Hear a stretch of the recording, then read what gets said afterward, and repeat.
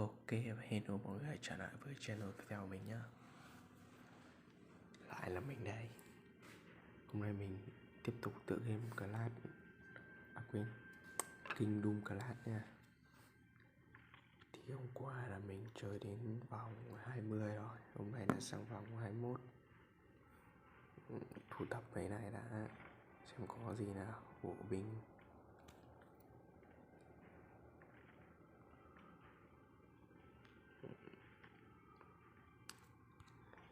Tiếp tục đi. Có tướng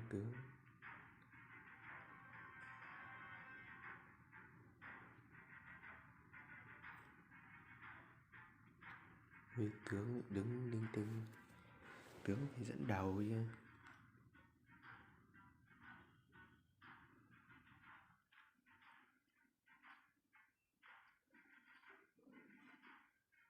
Rồi.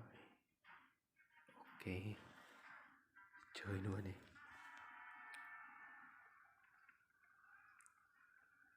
Xem tuyệt chiêu của này là gì. Xoay rìu.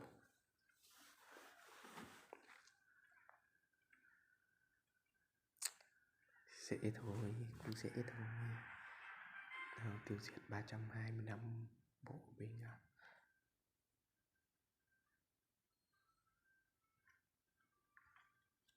Thu thập nhắn. Có con mới, con phá bom gì. Cửa hàng xem nào. Thợ săn nhận luôn.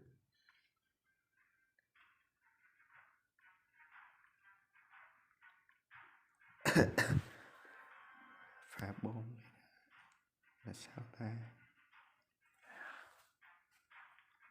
Chơi đi. Đáp bom. Một quả chết một thằng luôn đấy.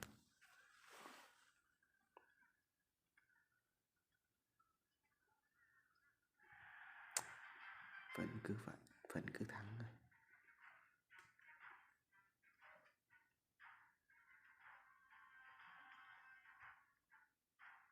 Có con thợ săn này. Súng. Phải hỗ trợ thêm được một con sói trắng.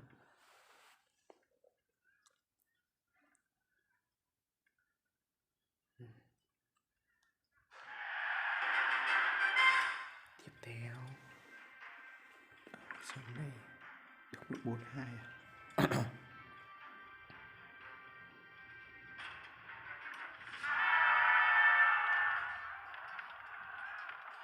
Quân mình mạnh hơn kia sao đấu lại trình mình.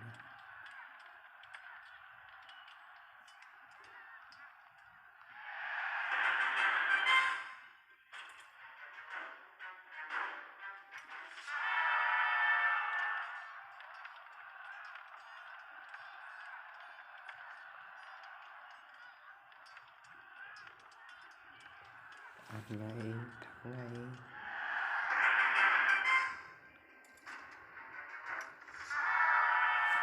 Sau bàn này là có một cái rương.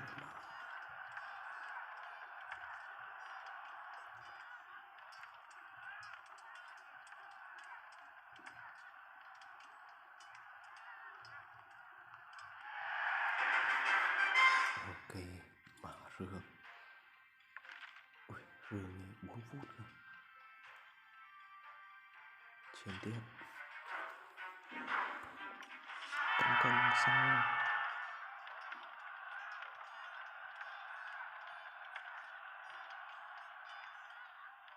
Đấy, có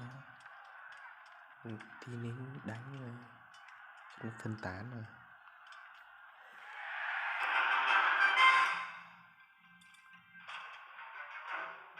Nghĩ tên rồi.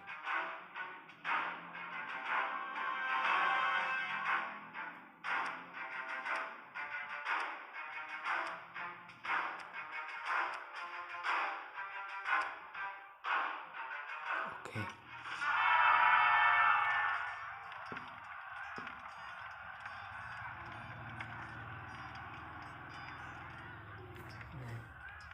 Ăn mấy con cung này thắng chắc. Sao mới thua được.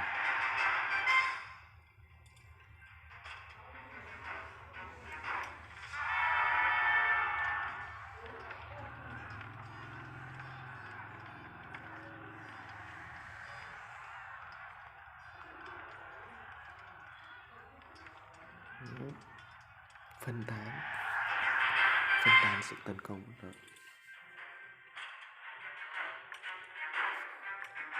Cùng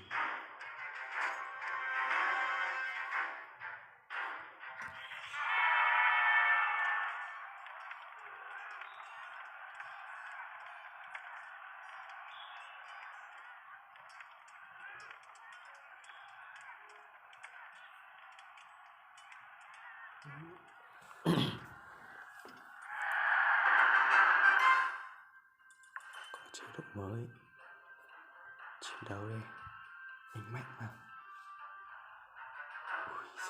Đối thủ yếu, hơi non.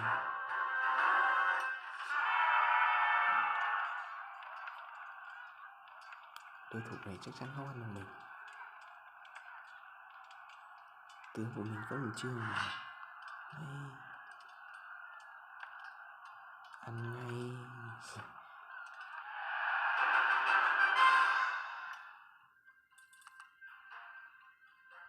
Chuyển tiếp, thắng 2 trận và nhiệm vụ là 2 trận.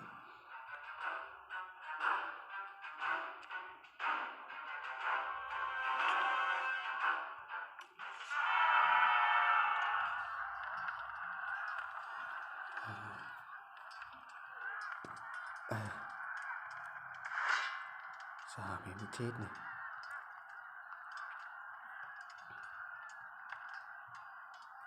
Mình nói làm sao để ta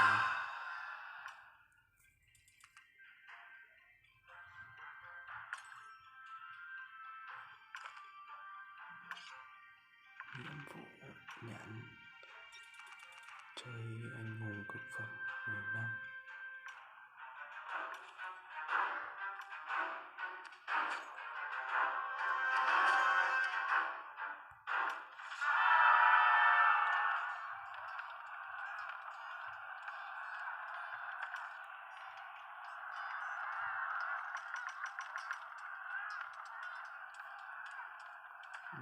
Phân tán cùng với gì.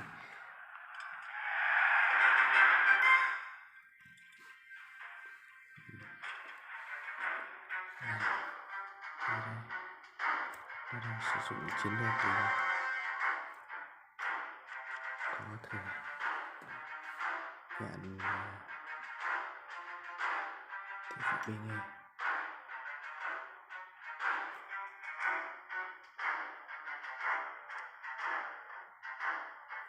Ok, khó phết nhỉ. Cuốn với 114 này, khó thế nhỉ. Rồi xoay chết nó đi. Mày thế mình còn không tướng. Rồi 114 quên mất. 114 làm sao ăn lại được mình. Vẫn chưa đủ tuổi. Lưng tướng.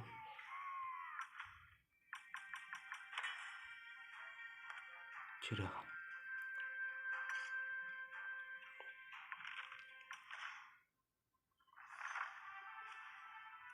Phòng thủ ok.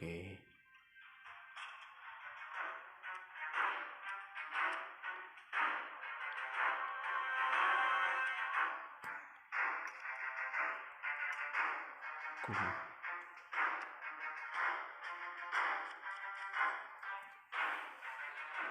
chọn gì nhỉ?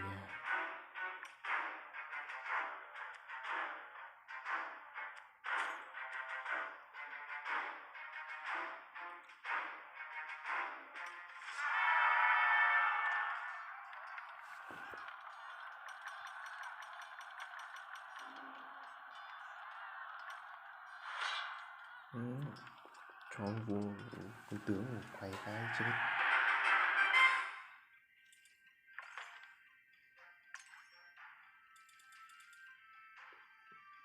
Đây anh đầu bếp à? Đầu bếp cũng ra chiến trận luôn.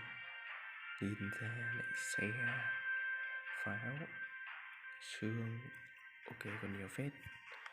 Thì mình sẽ chiến thắng, cố gắng thôi.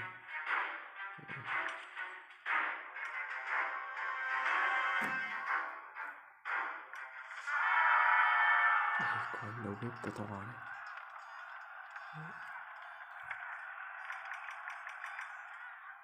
Rồi phân tán rồi. Anh em ăn đi.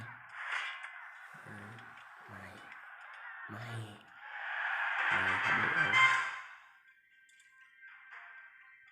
36.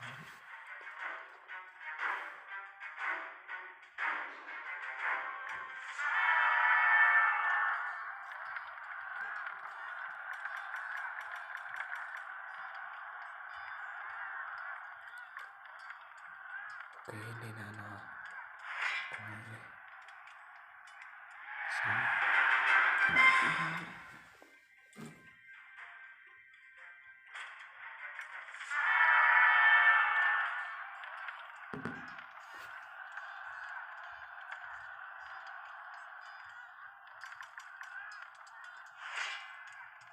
Rồi.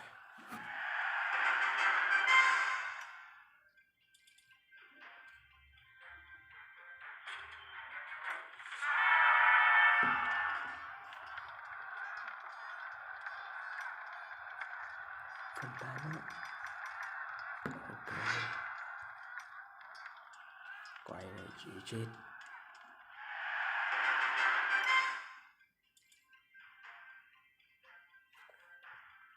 Xong rồi.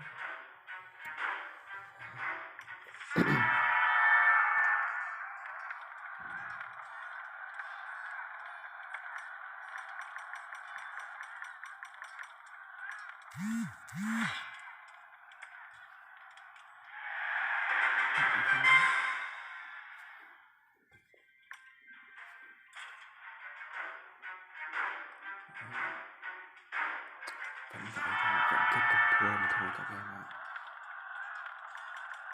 Cung này đằng sau cứ làm bắn.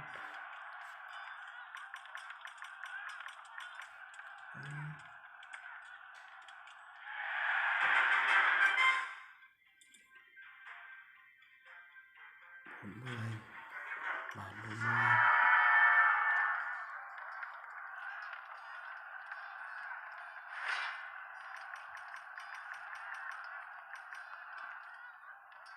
Thắng rồi, nhìn biết là thắng.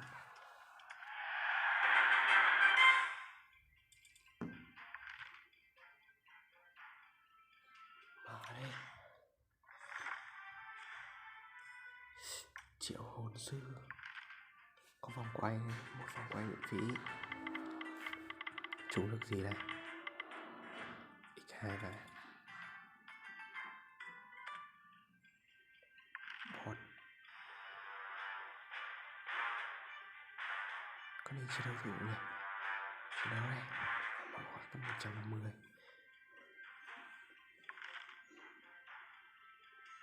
Luôn nè.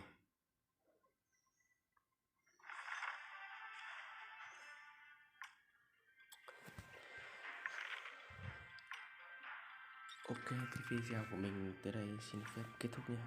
Ở đây có thêm cái nữa này. Đây, từ từ kết thúc. Đấy, giờ thì là kết thúc ra đây.